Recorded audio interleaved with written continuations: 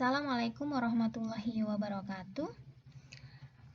Setelah kemarin kita membicarakan tentang perpustakaan dengan koleksi dan layanannya, dimulai dari pengadaan koleksi sampai koleksi tersebut siap untuk dilayankan. Langkah yang tidak kalah penting harus dilakukan oleh perpustakaan adalah perawatan dan pelestarian bahan pustaka. Baik, untuk pertemuan kali ini kita akan membahas tentang perawatan dan pelestarian tersebut. Kita mulai dengan definisi dari perawatan dan pelestarian bahan pustaka.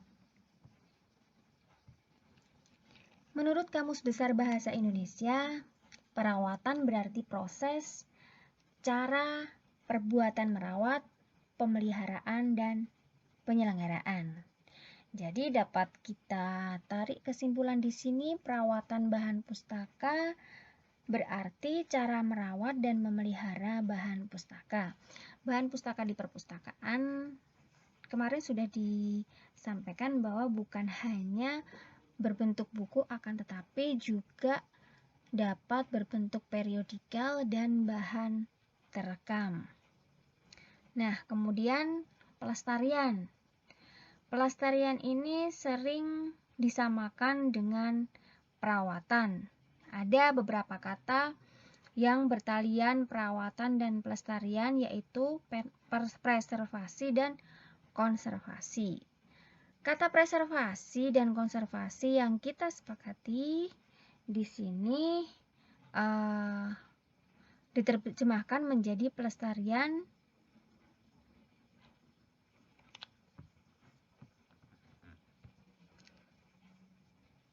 yakni konservasi berarti perlindungan dan pengawetan, sedangkan preservasi berarti pemeliharaan, penjagaan, dan pengawetan.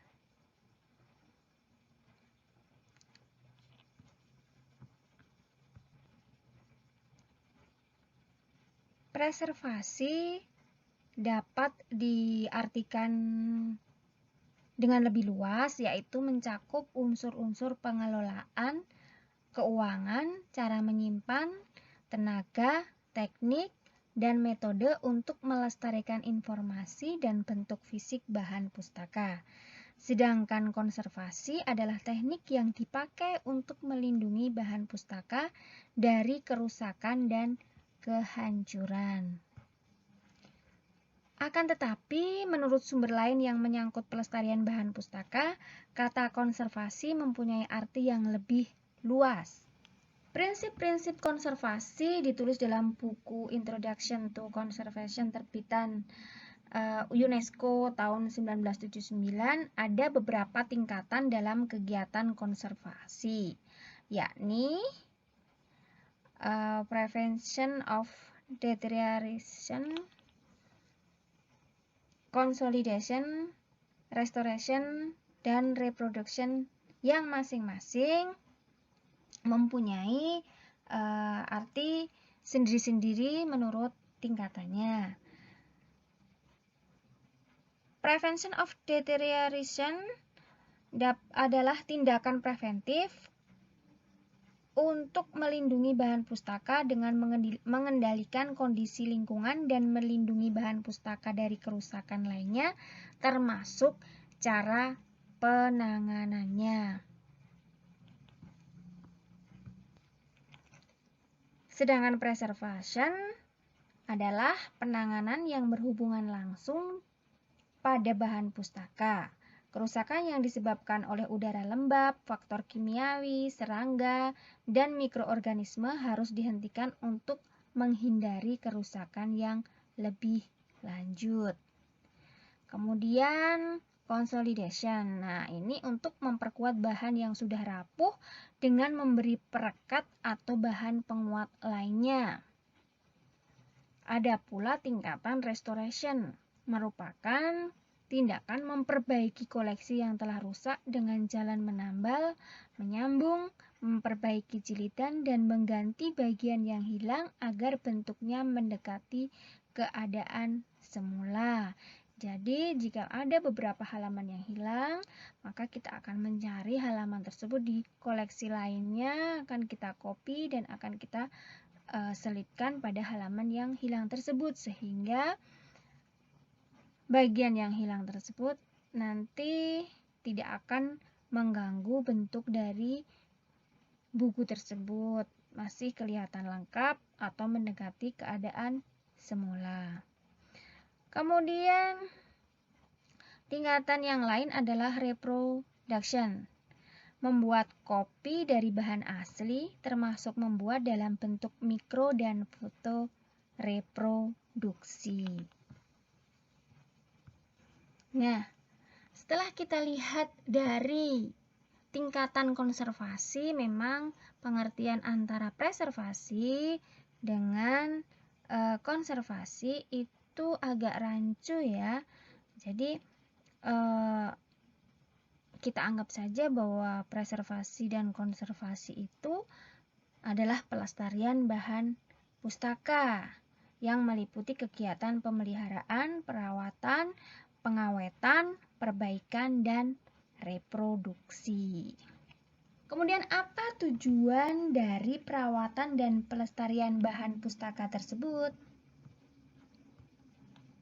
Pada prinsipnya, tujuan dari pelestarian dan perawatan bahan pustaka ini adalah agar koleksi bahan pustaka selalu tersedia dan siap untuk dipakai. Nah, pelestarian itu dapat berbentuk fisik, isi maupun fisik dan isinya. Melestarikan fisik berkaitan dengan bentuk dari bahan pustaka tersebut.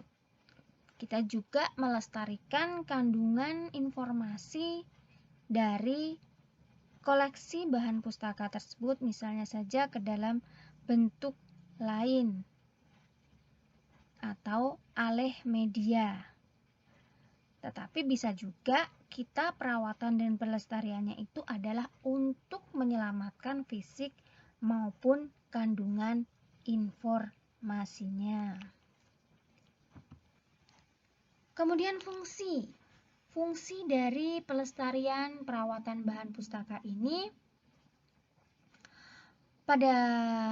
secara umum dapat kita sampaikan bahwa tujuannya adalah menjaga agar koleksi perpustakaan itu tidak diganggu oleh hama, kemudian bisa juga oleh tangan-tangan jahil yang disebabkan oleh manusia, berarti ini gangguannya ya, atau jamur, agar baik fisik maupun isinya itu dapat dilindungi dan diselamatkan. Nah, dari situ kita dapat sampaikan perawatan dan pelestarian bahan pustaka memiliki beberapa fungsi, yakni yang pertama melindungi. Tadi disampaikan bahwa untuk melindungi dari serangan serangga, manusia, jamur, panas matahari, air, dan sebagainya. Dengan kegiatan tersebut diharapkan serangga tidak dapat menyentuh dokumen apalagi merusak. Manusia juga tidak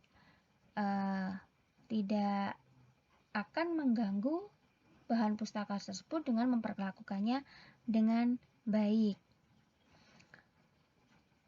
Jamur tidak akan sempat tumbuh dan sinar matahari serta kelembaban udara di perpustakaan akan mudah dikontrol. Nah, jadi kalau misalnya kita melakukan perawatan dengan baik, maka akan melindungi bahan pustaka tersebut dari gangguan-gangguan yang mungkin akan merusak dari bahan pustaka tersebut.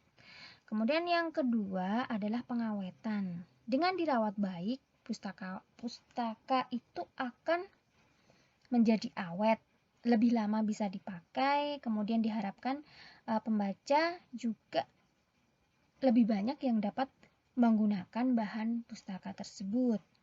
Kemudian ada lagi fungsi kesehatan. Dengan kegiatan ini, pelestarian dan perawatan yang baik bahan pustaka tentu saja akan bersih, jadi terhindar dari gangguan-gangguan tadi seperti jamur dan lain-lain.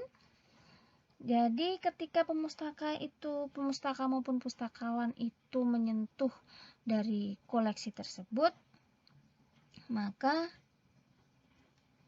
ia juga akan terhindar dari bakteri-bakteri yang mungkin akan mengganggu kesehatannya. Selain itu, dia juga akan nyaman saja dalam menggunakan koleksi tersebut karena memang terawat dengan baik. Fungsi yang lainnya adalah fungsi pendidikan. Pemakai perpustakaan yang kita sebut pemustaka dan pustakawannya sendiri pun sebenarnya dari kegiatan ini dapat belajar bagaimana memakai dan merawat dokumen. Jadi kalau di perpustakaan atau kemudian sedang membaca itu sebenarnya tidak boleh sambil membawa makanan gitu kalau di perpustakaan gitu. Kalaupun membawa makanan itu dijaga bagaimana agar tidak mengotori dari koleksi tersebut. Fungsi yang lain adalah fungsi kesabaran. Yang merawat, melestarikan itu memang butuh suatu kesabaran. Apalagi kalau kita bertemu dengan buku-buku yang rusak, bagaimana kita akan membersihkannya, kemudian menambalnya misalnya berlubang, kemudian bagaimana kita akan menjadikan tadi fisiknya tadi agar terselamatkan sehingga kandungan isinya dapat dinikmati oleh lebih banyak pemustaka, itu membutuhkan suatu kesabaran. Ada lagi fungsi sosial. Perawatan dan pelestarian bahan pustaka ini tidak bisa dikerjakan oleh seorang diri. Seorang pustakawan perlu mengikut sertakan pemustaka untuk merawat bahan pustaka dan perpustakaan. Jadi memang kalau misalnya pengelola perpustakaan sudah merawat dengan baik, tetapi pemakainya atau pemustakanya tidak dapat menjaga kedisiplinan, kemudian menjaga bagaimana bahan pustaka tersebut agar dapat terawat dengan baik, ya percuma saja, itu akan nanti akan berulang lagi seperti itu. Jadi memang tidak dapat dilakukan oleh hanya satu pihak saja. Kemudian tentu saja ada fungsi ekonomi ya. Menjadi lebih awet itu dari segi ekonomi, keuangan akan lebih hemat karena banyak aspek ekonomi yang berhubungan dengan perawatan dan pelestarian ini yang berhubungan dengan keuangan. Jadi kalau terawat maka juga akan menghemat. Nah, ini yang fungsi yang disebutkan terakhir di sini adalah fungsi keindahan. Yang terawat itu kemudian yang dapat dilestarikan dengan baik itu ada indah. Jadi penataan bahan pustaka yang rapi, kemudian bersih, itu akan tampak menjadi semakin indah sehingga daya tarik bagi para pembacanya itu akan meningkat. Beda ketika bahan pustaka itu tidak dirawat, kemudian kotor, apalagi meletakkannya tidak ditata dengan baik, maka pemustaka akan ogah untuk meminjam dan membaca bahan pustaka tersebut.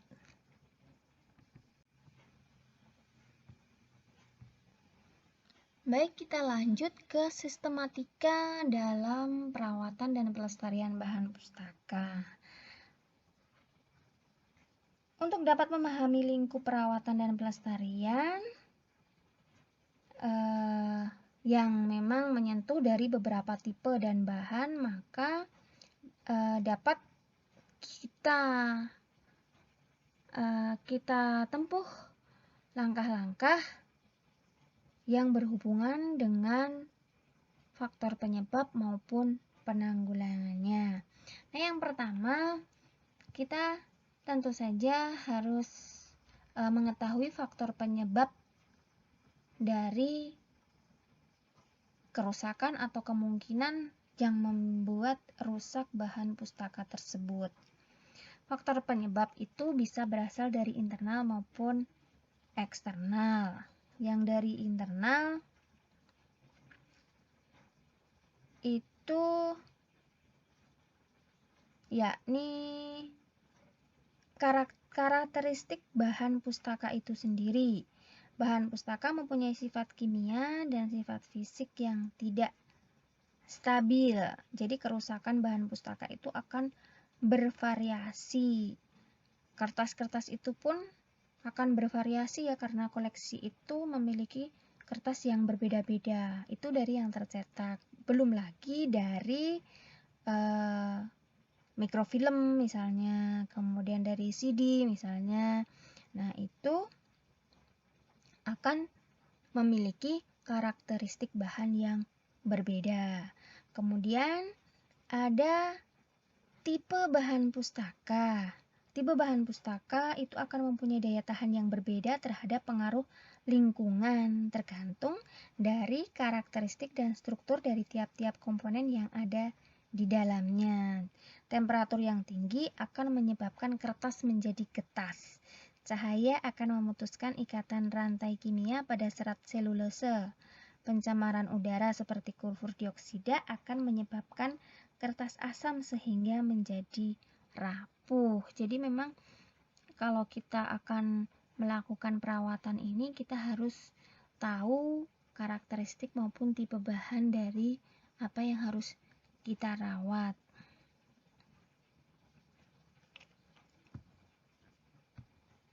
Kemudian yang harus kita tahu adalah faktor penyebab dari luar. Itu bisa dari lingkungan maupun manusia. Jadi kalau lingkungan tadi kita sampaikan ya, dari lingkungan tempat penyimpanan bahan pustaka tersebut, dan juga dari manusia.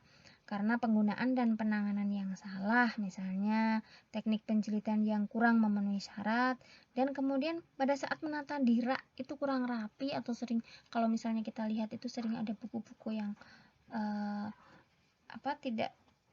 tidak ditata dengan baik, atau sebenarnya kan penataan di rak itu, buku itu tidak boleh press di rak itu, kita maksimalkan dalam rak itu harus ada ruang yang memang kita beri sedikit ruang untuk buku itu bernafas. Jadi buku itu memang perlu bernafas. Itu adalah bagian dari bagaimana kita merawat bahan pustaka agar tetap awet. Nah, setelah kita mengetahui faktor penyebab, kita juga harus tahu cara penanggulangannya. Cara penanggulangan, kita perlu mengelompokkan bahan pustaka itu mana yang dalam keadaan baik, mana yang berpenyakit, dan mana yang rusak secara fisik, sehingga kita dapat melakukan treatment yang pas, yang cocok dengan tingkat kerusakan atau bagaimana kita menanggulangi dalam proses perawatan dan pelestarian bahan pustaka tersebut.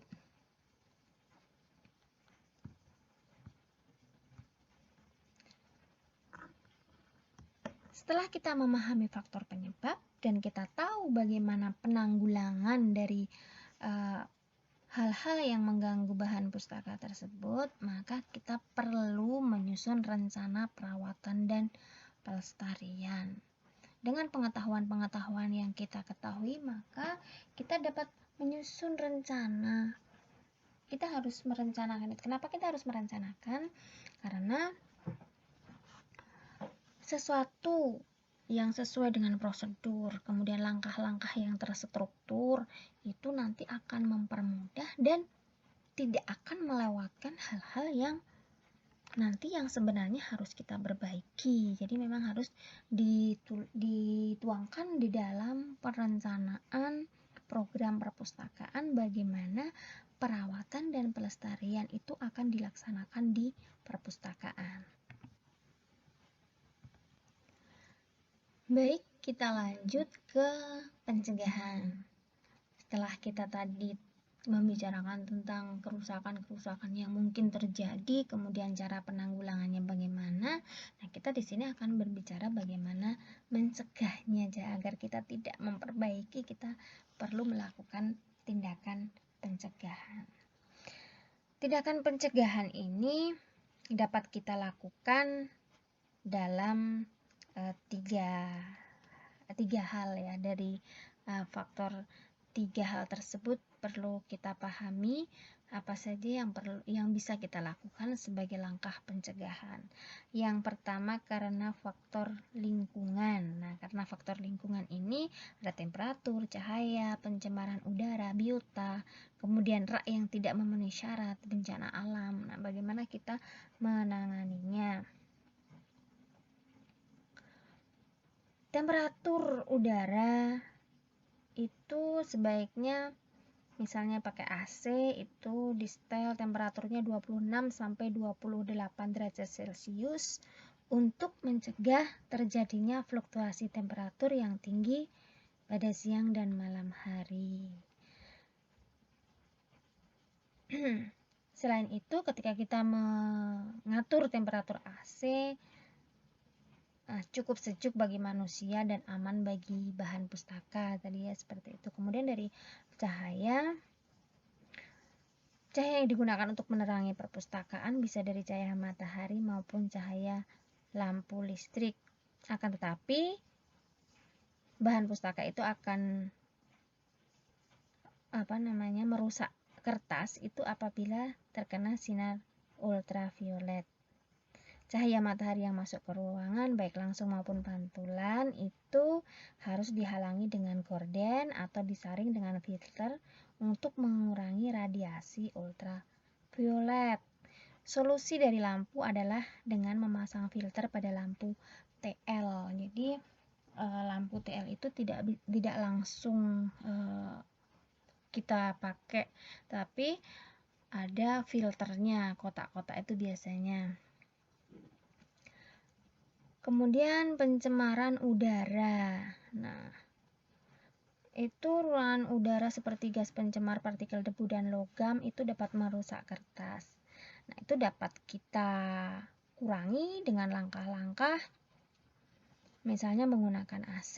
Nah, AC itu kan ada filternya itu untuk menyaring udara, dan ruangan ber-AC juga selalu tertutup sehingga akan mengurangi debu. Nah, atau di dalam ruangan itu dipasang air cleaner.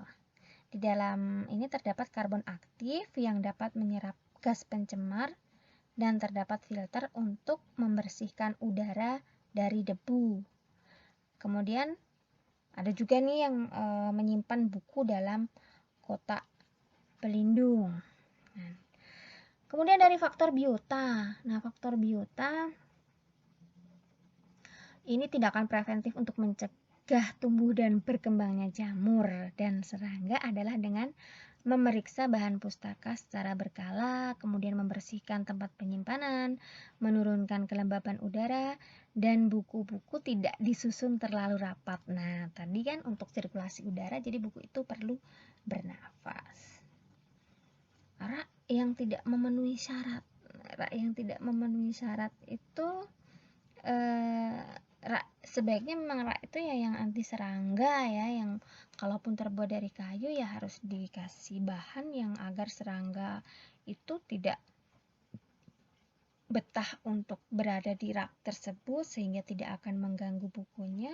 Kemudian besaran tinggi raknya per kolom itu juga disesuaikan dengan tinggi buku sehingga buku yang ditata di situ tidak dipaksakan masuk sehingga akan merusak fisik maupun kandungan informasinya.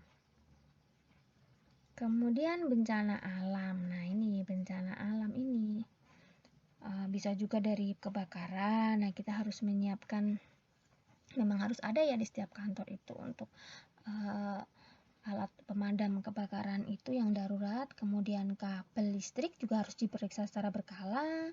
Kemudian bahan yang mudah terbakar itu dijauhkan dari bahan pustaka. Kemudian terdapat alarm detektor, alarm untuk mengetahui cepat adanya kebakaran. Nah, itu misalnya seperti itu untuk mencegah dari salah satu bencana alam yang dapat kita tanggulangi ya, dapat kita cegah. Nah, ini nih faktor manusia nih yang kedua, karena faktor manusia. Kelalaian manusia, kebersihan, pencurian, vandalisme, penjilitan, penataan dan penempatan yang tidak baik. Nah, ini vandalisme ini yang memang di sini dapat kita garis bawahi susah ya, karena kalau misalnya pemustaka itu meminjam buku, biasanya kalau misalnya untuk belajar dibaca itu pasti ada pakai stabilo, ada pakai kertas. Nah itu biasanya yang susah atau sulit untuk dicegah. Jadi memang kita kalau di perpustakaan itu ada pameran vandalisme. Nah, bagaimana vandalisme itu seperti apa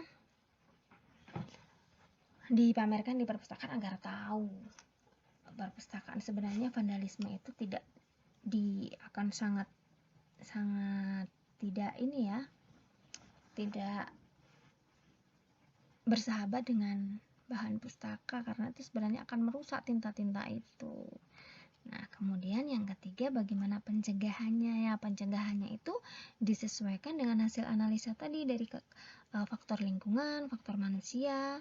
Itu bagaimana kita mencegahnya. Kalau misalnya tadi disampaikan nih, kalau misalnya temperatur, kita harus mengatur temperatur, cahaya. Kemudian dari manusia, kelalaian manusia ini ya, kita harus bekerja sama. Tadi disampaikan di atas bagaimana kita bisa bekerja sama dengan pemustaka agar menjaga kebersihan. Kemudian keamanan, kita juga harus memasang alat keamanan. Kalau misalnya alat keamanan itu bukan harus kita memasang kayak RFID, kemudian pintu detektor kayak gitu ya. Kalau misalnya kita memang belum bisa seperti itu ya, kita usahakan yang lain, misalnya CCTV. Kemudian kalau masuk misalnya tas harus diletakkan di tempat tas yang telah disediakan. Kalau memang mau membawa barang-barang, perpustakaan menyediakan tas transparan nanti yang bisa dipinjam di counter tas misalnya seperti itu. Kemudian ada penempatan dan penataan bahan pustaka yang tidak memaksakan bahan pustaka itu berdempetan sehingga mereka tidak bisa bernafas. Nah, misalnya seperti itu, harus disesuaikan dengan itu. Kemudian kalau vandalisme, bagaimana vandalisme itu? Ya, vandalisme itu memang harus dituntut kesadaran tadi. Kita harus ada user education atau pendidikan pemakai, bagaimana menggunakan bahan pustaka agar bermanfaat dan awet, bisa dimanfaatkan oleh pemustaka yang lebih banyak. Itu saja yang dapat kami sampaikan mengenai pelestarian, perawatan dan pelestarian bahan pustaka. Semoga bermanfaat. Atas kurangnya mohon maaf. Assalamualaikum warahmatullahi wabarakatuh.